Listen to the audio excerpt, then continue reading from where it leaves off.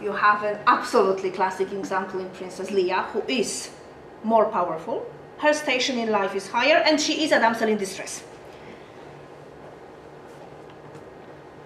And at this point also, having met the goddess, the hero meets his worst enemy, temptation. It might be a character or it might be a situation. The character will usually be a woman who will tempt the hero with something. That something might be love, that something might be power, might be magic, might be immortality, a magical object, whatever. And the temptation itself may either be real, so the character wants to deviate the hero from his path, or it might be a test to check if the hero is really ready. Conversely, the character who does the tempting part might be sent by the enemy, might be an independent agent, or might be sent by the forces of good to put the hero to trial. It doesn't have to be represented by a character. It may be represented by a situation. For example, a hero might be offered something. He might be in danger of being deceived. Majority of you was subjected to reading The Deluge by Henryk Sienkiewicz at some point of your career, so you would remember that there's a very lovely example of this motif in this novel, when the main hero, Andrzej Kmicic, is tempted by a very powerful and, in his worldview, very patriotic leader, Prince Janusz Radziwiłł, to join him. And he does make that mistake. He joins him, not knowing, of course, that Prince is a traitor, so on and so on and so on. This is the situation where the hero is about to be deceived. He might be deceived for a time being. He might abandon his quest for a time being. Later, if he's a real hero, he obviously returns to it. And at some point here, we are closing the main point of the hero's journey. The hero must confront with the father. Now, this is even more symbolic than a fight with the brother or meeting the mother figure, the goddess. The father very rarely is the literal father. He might be, but not that often. He might be a protector, a master, a teacher. He might be a god. He might be some higher power. And three things must happen. The hero must either defeat him or make him confirm his true sonship. Make the father figure confess that the hero, is his true son, literally or symbolically. Or he may have to gain his father's respect and acceptance. You would know from, for example, once again, medieval romance, this kind of motif when a young knight fights with an older and very respected enemy, say in a tournament, only to find out later that this is his father that he long looked for. It's this kind of motif. Also, because the father usually represents the world of ideas, the hero may be confronted not just with the father figure, but also with his own world, his own ideas, his own ways, his own choices, which he has to re-evaluate.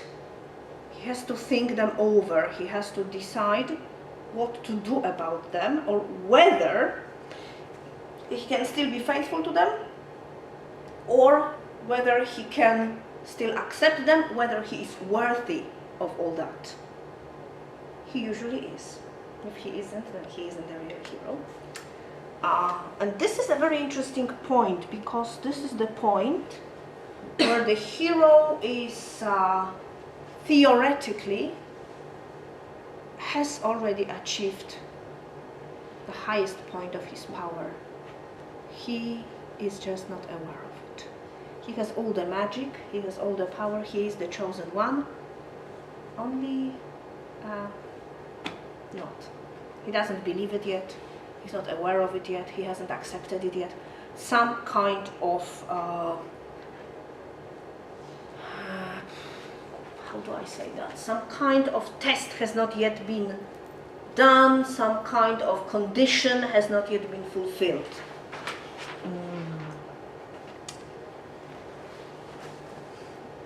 You know this scene? That's the typical confrontation with the father figure. I could have chosen more obvious one, and the next one is actually more obvious one. This is from the Batman, obviously.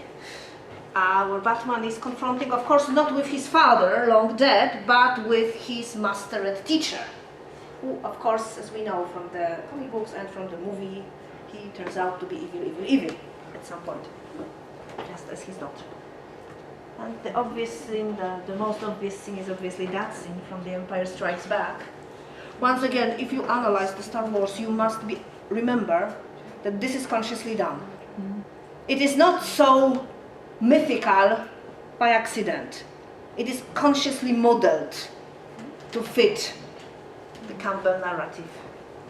If I may make a private comment now, I was 10 when I saw this scene in the cinema. This was the first part of Star Wars I have ever seen, and the second science fiction and non-realistic and non-fairy tale movie I have ever seen in my life. The first big sound movie about World War II, which we saw with my class. And you wouldn't believe how absolutely shocked, moved, afraid, and whatever you name, I was watching this. And then I had to wait for 3 years. And you must remember that once, okay, now when we watch something, being adult, being somehow trained in reading, in watching, we realize certain conventions. If a love story, which is not an ambivalent, complicated movie, but a romantic comedy, starts with the main characters hating each other, we may believe that they will end up together. They often do. When we are very young, when we are not aware of those narrative conventions, we live through them, really. I don't remember being that afraid for the characters, like I was for Han Solo at the Empire Strikes Back. If you don't count myself reading Sienkiewicz when I was 9, and getting caught on every single obvious narrative device that he used. Hundreds of times I believe that it's done, the characters will never meet again, she will die, he will die, everyone will die, and I will cry my eyes out. 5 years later, when I was reading another novel by the same author, I was like, whatever. I know what happens. Danusia will die and he will marry Jagienka, which happened to be true. Because one gets used to certain conventions. When we are not, as long as we are not, or when we get surprised, this is the effect. And this fight, either this fight with the father or with the main enemy, because obviously your arch enemy is either your twin or your father, symbolically. It ends with the hero's death. The hero dies. The hero either dies really, or he is close to death, or he dies symbolically. For example, he falls into deepest despair. He may fake his death, he may be killed, he may be killed in a symbolic way, deprived or something, exiled, but he dies, and he is here. The lowest point, you can't get any lower than that. You can only get up from here. And this is the point which Campbell calls anastasis, which is the Greek for resurrection. The hero often dies. Well, there are two possible courses of action. The hero may die in despair, or the hero may die for a cause. So he may die because he believes himself unworthy, defeated. He has just found out that the greatest war criminal in the known universe is his father. His best friend just got frozen in carbonite, whatever. or the hero may sacrifice himself willingly for the cause, for someone he loves, or for just a person. And the hero dies. He is often mourned by his companions, and then he returns to life. He either returns to life physically, he died and now he gets resurrected, or he returns to life symbolically. His good name is restored, he is recalled, or he comes back from the exile. If I may give you a narrative example, this is this moment when Rocky is fighting with this big Russian boxer, and he gets hit, and we now know that the judge is counting and Rocky will not rise again because he was defeated. But of course he does, and he defeats his enemy. This may also be done like that. And the hero returns to life either by himself and his virtues, or by the intervention of some higher power, which may happen. A very nice example is that from the myth of Hercules, where at the end of his penultimate labor, Hercules has returned from the garden of the Hesperides. This is at the end of the world, so he traveled long. He literally carried the weight of the world on his shoulders. He is old, he is tired, and he is weak. And he has brought 3 golden apples for Athena, and he now offers them in her temple. And the goddess comes, she appears to Hercules, and she tells him, eat the apples, they are for you. And of course what happens? They rejuvenate him, regenerate him. He becomes strong and powerful again, ready to face his last task, which is a descent to the underworld and bringing Cerberus out of there. And what is an important fact? We are at the half of the hero's adventure. It is not the end. It is not the end, the moment when killed, morally in this case, and not truly, and defeated, and having succumbed to the dark side, Frodo, after all, did throw the ring to the mountain of doom. It's not the end of his adventures. Not at all. So the hero gets resurrected, and at this point he gets exactly what he came here for. He may not be aware of that fact yet. He gets some magical power. He gets a magical object. He wins the love of a woman. He wins the war. He has just killed the monster who was threatening all the world. Whatever you choose. This is the what he calls the ultimate boon. And it's once again not the end of the hero's stories. Because look, he's still here. He has to return to this part of the world. The adventure has not yet finished.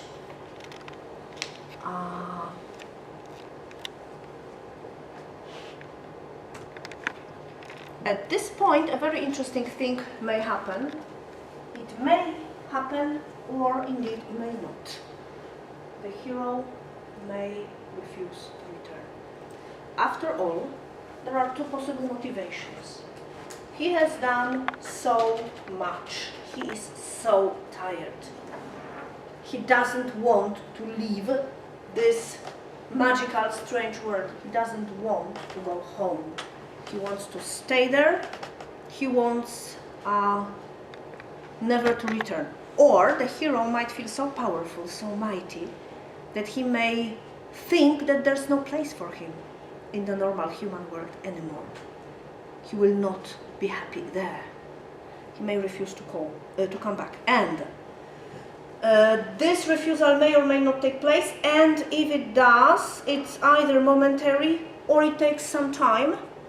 And this is very often connected with the story that there is a place for such heroes. Some kind of blessed isles, some kind of underworld, some kind of Elysium where they stay. You may remember from the Silmarillion the story of Beren and Luthien. Do you remember how it ends? Not quite ends. What happens to Beren after he died? Do you remember it?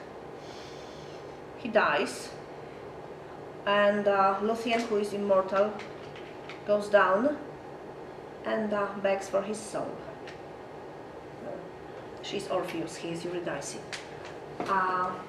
And she gets him back, but they live in a place separated from normal humans, because he's not normal human anymore.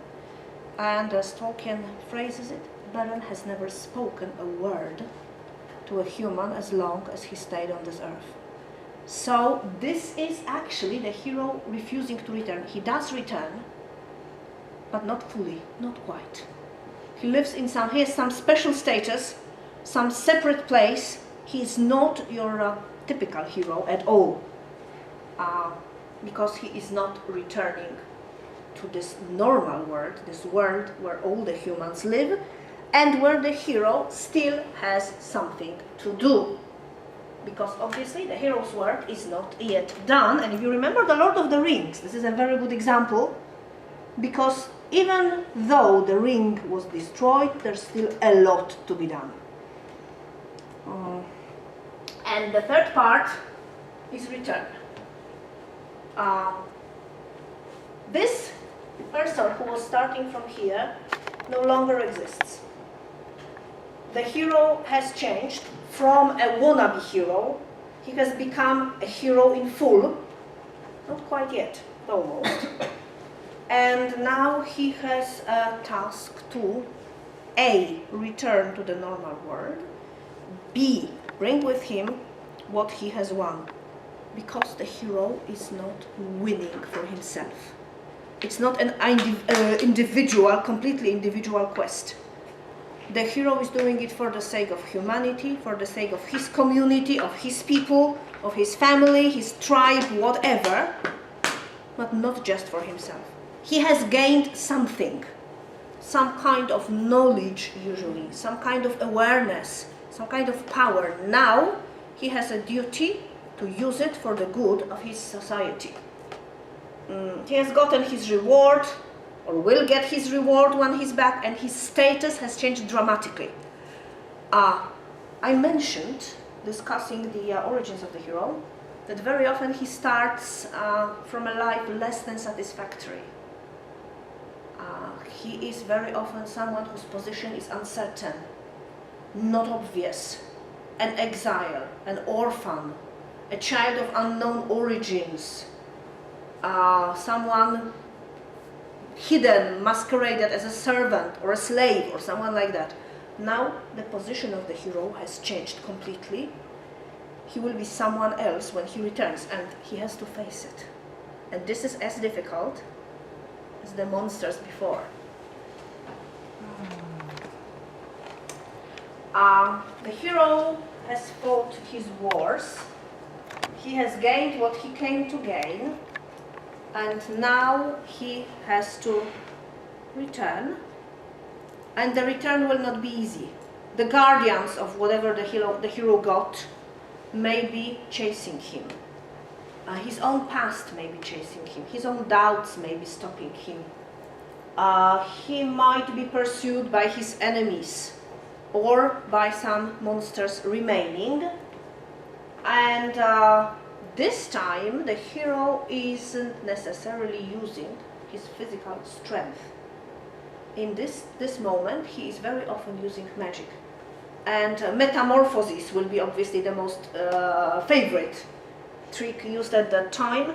But also some kind of magical help will be sought. Some kind of magical tricks could be used. You would know, also from Polish fairy tales, this motif that the prince has just gotten his bride, the princess, and they are escaping from her evil guardian, and she has 3 magical objects with her: a comb, a brush, and a mirror.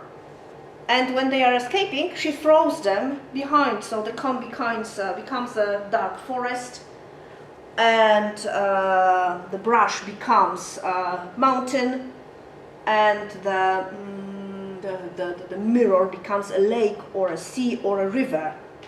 to stop the enemies. This is this classic magic flight situation. This is the moment when you have defeated the main enemy spaceship, but there are still some little ones, very, very angry, flying around about to shoot you. This is, if you remember from the Avengers, the moment when the main monsters, mechanical monsters can be defeated, but the characters are still in trouble. They're not done yet. The nuclear warhead has been carried somewhere away. The fleet of the enemy was destroyed, but it doesn't mean that the danger is over. It's not over yet. Odysseus has returned to Ithaca. He has found out that his wife is okay, his son is okay, even his old father is still alive. But it doesn't mean that the conflict has been solved, because there are still the suitors to be dealt with. And very often in the course of the magic flight, the hero will be wounded or hurt, or he would get lost. He will not be able to find his way back to the world. And at this point, a rescue will come in handy. A rescue might or might not be supernatural. It could be someone that the hero already knows, you know, a Han Solo returning after all to help his friends in the battle, even though he didn't really plan to.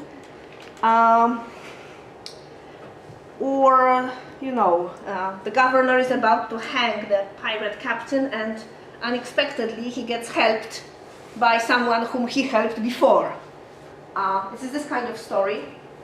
It can be a guide who shows the hero the way that he has lost. It can be a magical object, or someone bringing in a magical object. The character who brings help may be an old friend, but maybe someone entirely new and an accidental character. But the help comes. Why is that necessary? Because it shows us that the hero still needs others. He is not a lonely island. He works within the context of a group, of some kind of society, and only within it he has a place and his existence makes sense. And this is where the flight finally gets our hero. He is crossing the threshold back. The other world, the strange world, the unknown world has been left, and the hero has returned to his own place. He must A, return to the normal world, B, accept his new place in it and his new responsibilities. And at this stage he is very often weak, wounded, unrecognized, very often still in danger.